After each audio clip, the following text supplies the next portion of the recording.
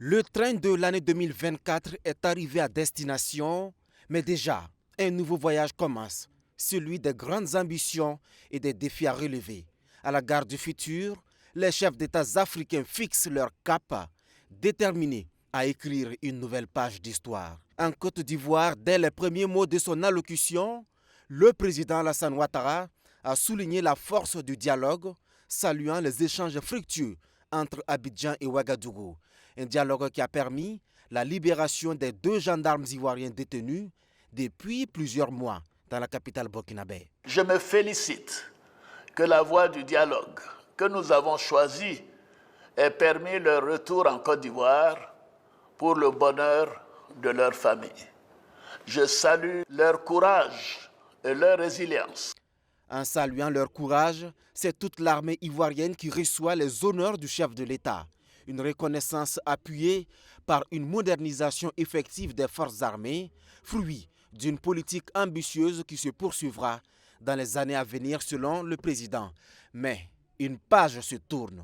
Après le départ de l'AES, du Tchad et du Sénégal, c'est au tour de la garnison française d'Abidjan de tirer sa révérence, mettant un point final à une présence historique. Que nous avons décidé du retrait concerté et organisé des forces françaises en Côte d'Ivoire. Ainsi, le camp du 43e BIMA, le bataillon d'infanterie de marine de Port-Bouët, sera rétrocédé aux forces armées de Côte d'Ivoire dès ce mois de janvier 2025. Pour marquer cette nouvelle étape de la vie de notre armée, j'ai décidé de baptiser ce camp du nom du général Ouattara Thomas Dakin, militaire au parcours exceptionnel et tout premier chef d'état-major de l'armée ivoirienne. Au Sénégal, Bassirou Diomaye Faye a réaffirmé son engagement dans le même sens. J'ai instruit le ministre des Forces armées de proposer une nouvelle doctrine de coopération en matière de défense et de sécurité, impliquant, entre autres conséquences, la fin de toutes les présences militaires des pays étrangers au Sénégal dès 2025. Mes chers compatriotes, prenons le temps de nous regarder. Au Tchad, une telle annonce avait été mise en œuvre il y a des semaines. Le pays semble s'éloigner de son partenaire historique, la France. Le maréchal Mahamat Idriss Déby redoute les conséquences potentielles du retrait de l'armée française. Je sais que nous allons être combattus. J'ai pleinement mesuré les conséquences sécuritaires, économiques, diplomatiques et médiatiques qui peuvent découler de cette décision historique. Nous n'avons pas écarté la possibilité que nos propres compatriotes vont malheureusement être utilisés pour essayer de déstabiliser notre pays.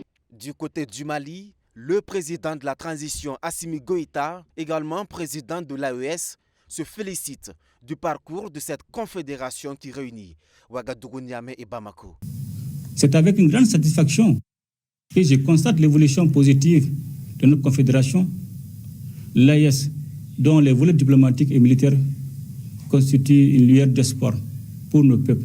Assimi Goïta et ses pairs de l'AES peuvent également compter sur le soutien de la Guinée de Mamadi Doumbouya, malgré son maintien au sein de la CEDEAO. Son soutien indéfectible au Mali, au Burkina Faso, au Niger, pour la réussite de leurs transitions respectives.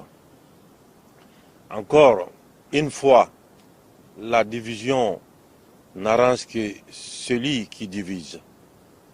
Nous devons continuer à nous concentrer pour trouver des solutions africaines. Mamadi Doumbouya a promis une année électorale cruciale en 2025, marquée par la reprise des activités politiques suspendues depuis le coup d'État en 2022, les élections présidentielles et législatives, ainsi qu'un référendum pour une nouvelle constitution. Autant d'annonces clés de son discours de fin d'année.